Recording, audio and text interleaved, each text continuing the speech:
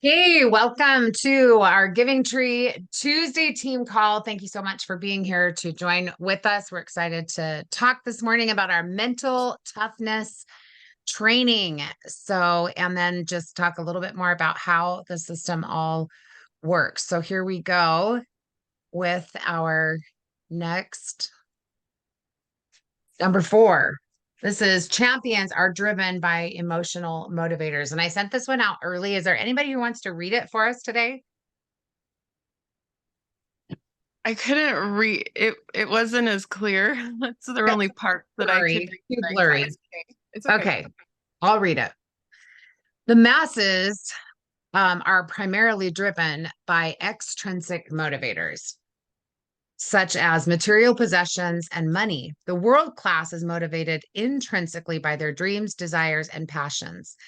Internal motivation is short lived, while external motivation is nearly impossible to exhaust until the goal is achieved. Did I say that right? External motivation is short lived. Internal motivation is nearly impossible to exhaust until the goal is achieved. The rah rah, jump up and down motivational pep talks are fun and temporarily motivating, yet lack the real fire that emotional motivators generate. World class leaders know the secret to motivating themselves and others is discovering what they will fight for when the going gets tough.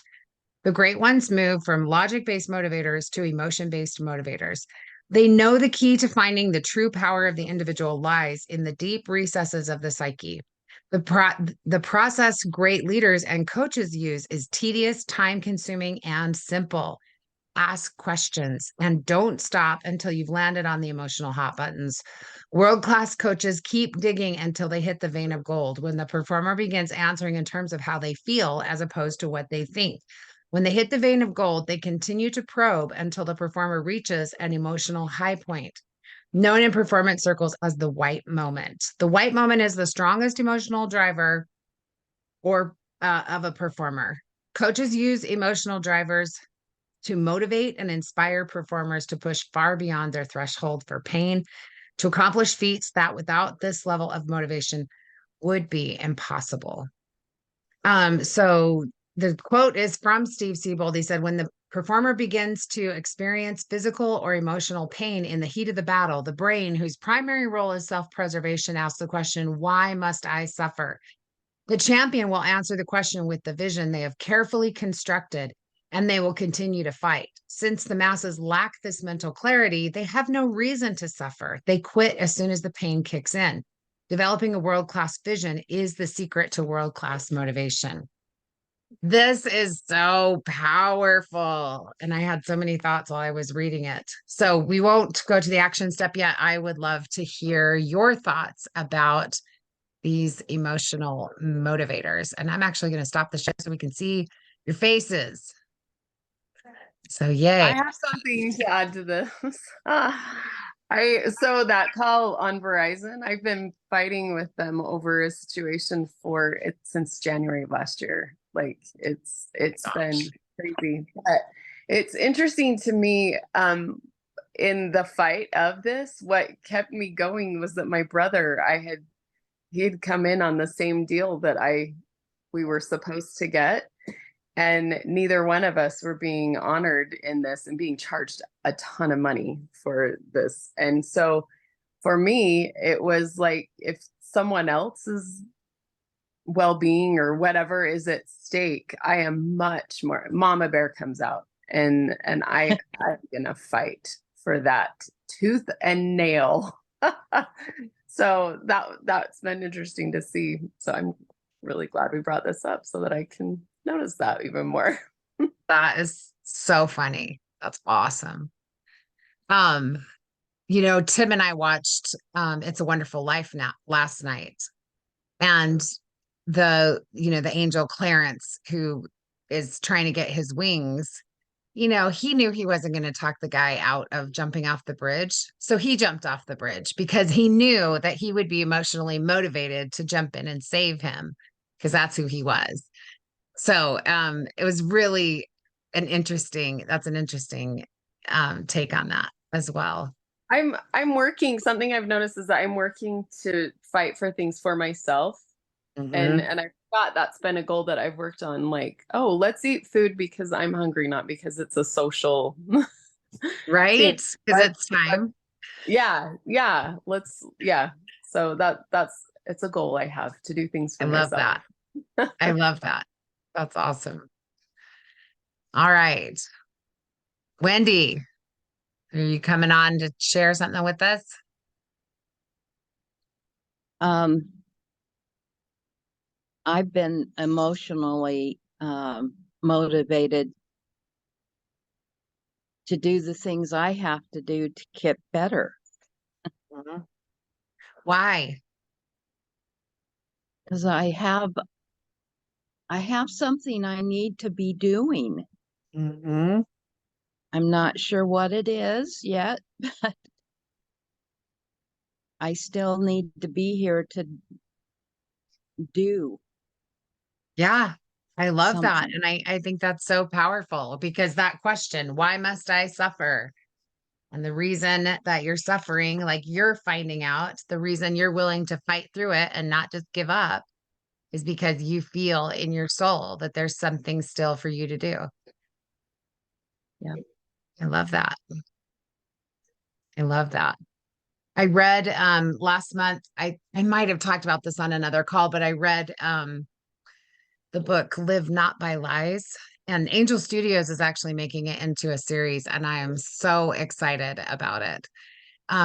But that was one of the big things that I questioned about myself. Was from reading that book was because you know you see it's a story about some people who lived through and survived and even saved the Catholic Church during the communist rule. Mostly the stories were from Czechoslovakia, but he talked about what's known as the Velvet Revolution. I had never heard of the Velvet Revolution, but it actually happened in 1989. And I've since done just a little bit of research about it. I'm like, we should be talking about this everywhere because the incredible thing about these people was that they continued to meet together, they continued to read their Bible, they continued to minister to one another in these small groups because their churches had been dismantled, their priests had all been taken to prison or killed. And but these women, mostly women and children, continued to hold the church together because of the teachings of Jesus Christ. And even one woman, her husband had been imprisoned. He'd not been killed, but he was imprisoned, and they offered to let him go if he would take himself and his 6 children and his wife and leave the country and immigrate to America. And what a great opportunity that would have been. And when he wrote to his wife about it, she said, "No way. We are not leaving our people. We're who will take care of the ministering of these people if we up and leave and stop fighting for this?" And I thought to myself, would I be that kind of a person? Am I that emotionally motivated? You know, this week in our church classes, we learned about John the Beloved, who wanted to stay until Jesus came again. And yet this world is full of so much suffering. Why would he want to stay, right? What kind of person would I be, right? And what are the emotional motivators that motivated John to want to stay and continue to minister and support and help people until the Savior comes again? So really, really great things. Danny, great to see you this morning. We were reading about champions being driven by emotional motivators versus extrinsic motivators that fade. Do you do you have any thoughts as I know you kind of jumped in the middle, but if you've got something to say, we would love to hear from you. And anyone else who has thoughts about this morning. I'd love to add one more. Oh, he says he can't unmute. Oh, okay. Well, we will miss hearing from you, but I'm glad you're enjoying it. Go ahead, Mary, add what you're going to add. I was reading a talk yesterday or listening to a talk called what is it? The Power of Jesus Christ in Our Everyday Lives. And he he talks about this girl that was pushed when her cell phone, that guy was trying to steal her cell phone, and he pushed her and she got run over by a train and it cut her leg off. And yeah, horrible. And she said, I experienced turmoil, bitterness, anger, and hate when this happened. Something that helped me was not to ask why me, but what for. And this was something that brought me closer to others and the Lord. Instead of distancing myself from him, I had to cling to him. And I love that because for me, a lot of times too, when I'm going through something hard, if I can try to see what I'm going to gain from it as far as great growth is concerned, it's a lot easier for me to like hold on and go, okay, I can't wait to see who I'm going to be at the other end of this. Yeah, no, I love that. I don't remember who quoted it. Tim, maybe you can remember the simplicity on the other side of complexity. But basically it's just like when you get through all the complex, messy middle, right? Then you come into this more simple place. The beginning could be simple, and the complexity in the middle is not simple, and it's messy and it's complex and it's not fun. But when you get to the other side of it, it's simple again. And but not again, it's simple better, right? It's like better, it's different, it's very different. So I love that. Thank you for sharing that. All right, our action step for today is to ask these 5 critical thinking questions. Number 1, what am I willing to fight for? And I want you to think about this in terms of your business. Number 2, what values do I hold dearest to my heart? And how do they relate to your business, right? Number 3, what values would I be willing to die for? Because all of your life is built around those values, including your business. Number 4, if I could achieve a single thing, what would make all my hard work worth the struggle? What would that be? That's a great question. And 5, if I had 30 seconds left to live, what would I tell my children are the 3 most important things I learned about how to live a happy life? This is so big, right? Because this is not like hit a rank, right? This is way, way bigger, but hitting a rank can be a piece of that, of like a consequence of what happens as you get your mind right. And in fact, it is being able to do that. So your answers will tell you a lot about what drives you emotionally. So as you're doing that, and then there's a world-class resource, read Authentic Happiness by Martin Seligman, PhD. Has anybody read Authentic Happiness?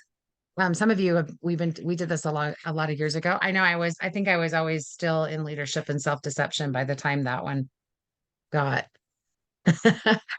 got suggested to us, since we were doing a daily on that. So Authentic Happiness. All right. Well, that's going to be one that I'm going to see if I can find on Audible, because that's my best form of reading. Okay, let's run through the tools and resources that we have and answer any questions about how to use these. I hope that you're starting to get kind of a feeling or a little bit of an understanding. Where's my share button? There it is. Of what it is that that we're doing here with our duplication model. So I did add the optional wellness workshop. I feel like this is a really important thing, and I forgot to put the QR code in, so I'll give it to you. I have it in another place. I'll give it to you at the end. But let's talk a little bit about these different pieces. So our impact call Mondays at 11:30 a.m. and 5:30 p.m. Mountain Standard Time. The objective is to show the impact, to create curiosity, and make people want to learn more. And right now we are recording the 11:31. We have it ready to go again at the 5:30 time. Or you can use it as a recording. But I would love to have some feedback if the 5:30 time coming on live is valuable, or if you would rather just take the recording or run to my YouTube channel if you can't find the recording. Like, please share your thoughts about that for me, because it seems like it's, yeah, go ahead. 5:30 is a very difficult time for me. It always has been. So I would probably prefer to share the recording from the 11:30 time. Yeah.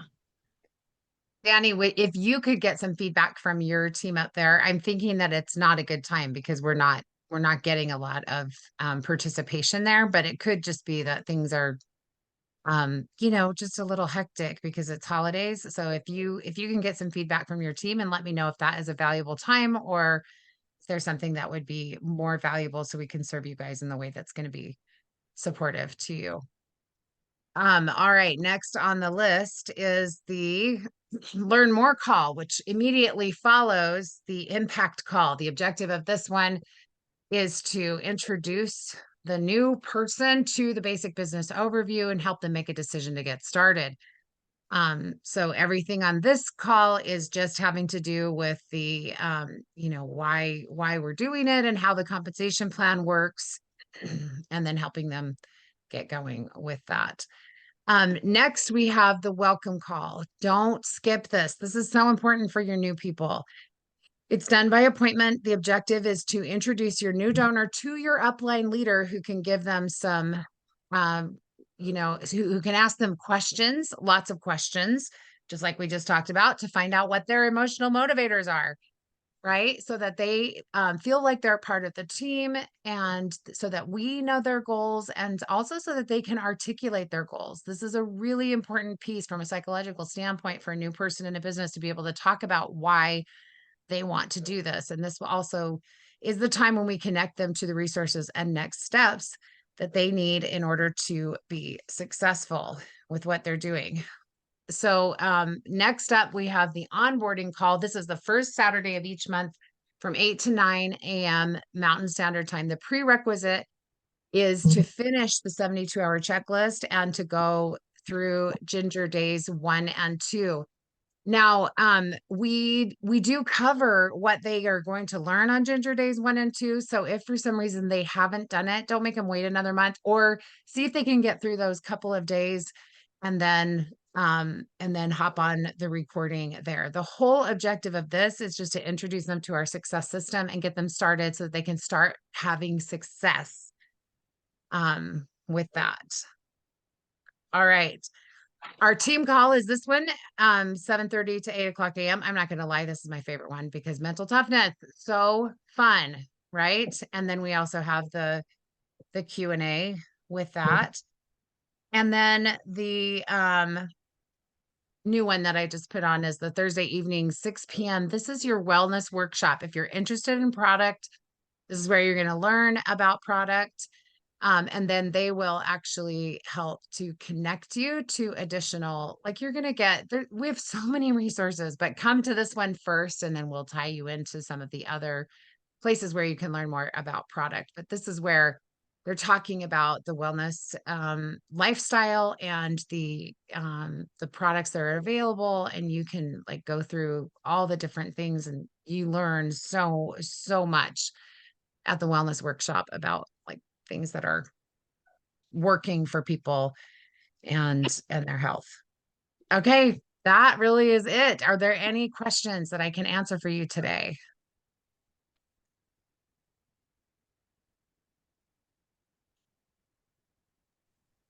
I have a question. Yes. So do you have one, Wendy? Mine might be a little.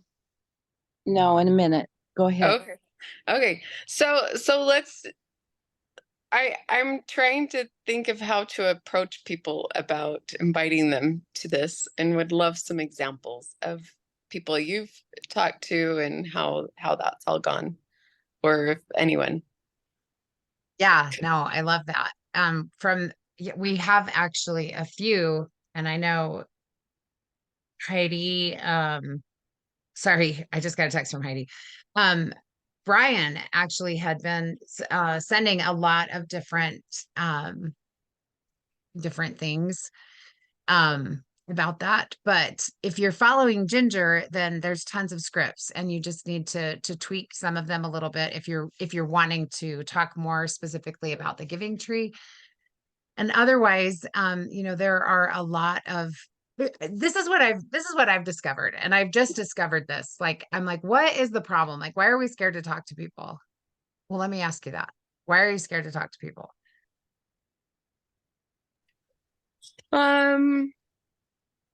I don't know. Like, I maybe I'm just worried that I won't say something right, that I won't, I don't know, that I will come across as not knowing enough to share Yeah. or Yeah. excite. Mine Right. is Yeah. worried Okay. that I'm not well enough, that they're going to wonder, well, why aren't you using the oils to get you well? Right. Right. Why, if we're going to be selling health, what, so I can be healthy like you? I know I've had this same question for myself because I've really struggled over the last 3 years. So great question.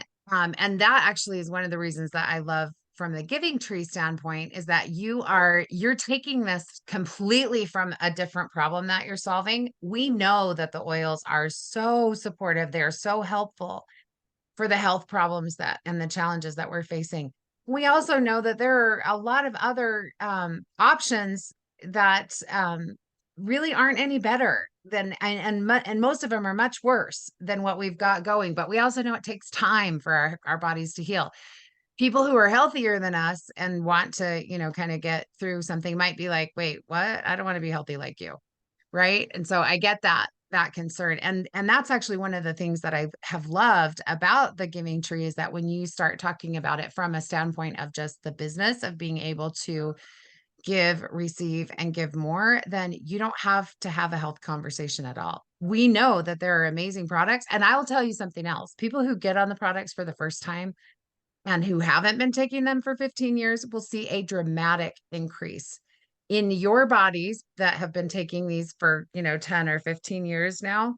You are I have to look at it and just be like, look where I would have been because I mean, I know the challenges that I face in my mortal body that is kind of a mess and with whatever generational pieces and hereditary pieces and everything else that are part of that. And I know I'm significantly better than I would have been had I not been doing the things that I've been doing for the last 15 years. Um, but it's hard to like when we live by comparison, comparison is the thief of joy, right? And so when we're living in that comparative world, we're not really trusting the fact that we have a product that is gonna that this is number one, is that we're not really trusting the fact that the product really is gonna make a difference for them and it's gonna help them probably kind of dramatically. Because remember when you first started using oils and you were like, what is this magic? Right? Right? That's the Yep. experience that a lot of people are still um ready to have is like, what is this magic? Like, how does this even do? What is happening? Like, it's just so amazing to them. So that's the part on the product side. And the other side is if you look back over the years, and even if your business has not grown as much as you have wanted it to grow over the time that you've been here, you've had pretty stable, steady income with what you've built. And I think that's true of everybody here. And so with that happening, except for Danny, who's brand new, and Danny's got some good stuff happening as well. But when you look at it like that, like bringing in someone to the business opportunity actually might be easier, right? And True. so that could be good. So so Ginger has those scripts for you. If you go in and you get that Ginger training document, remember she takes you into like the Ford Lord method and all of the pieces. And there's like the opening. And if you're doing the social media marketing, you're gonna have stuff right there. If you're doing something else, like if you're talking to people directly, then you want to use the resources that doTERRA has with um I think it's the share guide and the build guide that are going to help you with the scripts that are there. All right. Does that help? But I'll come next time with more specifics for you and I'll send some out also so that you can have access to those. But I love that you're asking the question because I think that once you feel those words able to come out of your mouth easier, then you just say them. and you're not stuck in that place of like, I don't know what to say. I don't know how to help people. But also build yourself up, right? That's why we do the mental toughness training. And that's why we do all the things that we're doing. It's so important for you to build yourself up and build your confidence and be like, and what's the best way to build confidence in yourself? Do you know? Keep your promises to yourself. Do what you say you're going to do. Right? So if you're making too many promises and you're dropping the ball a lot, say no more often so that you can have success, because that will actually build your confidence when you say you're going to do something and then you do it. And that can be as simple as doing the dishes before you go to bed. Right? Like you say you're going to do something and you do it, or making your bed in the morning. You say that you're going to do something and then you do it. That builds confidence. So start where you are, start building confidence in yourself by keeping commitments to yourself, and then and then learn more skills. So get back into Ginger, get back in and start learning what you need to learn so that you can do this and be successful. So okay, we've gone a little bit over time, so I'm going to say we're good. Thank you Thank so you. much for being here. Talk to you later. Thanks, Brenda. Bye. Bye.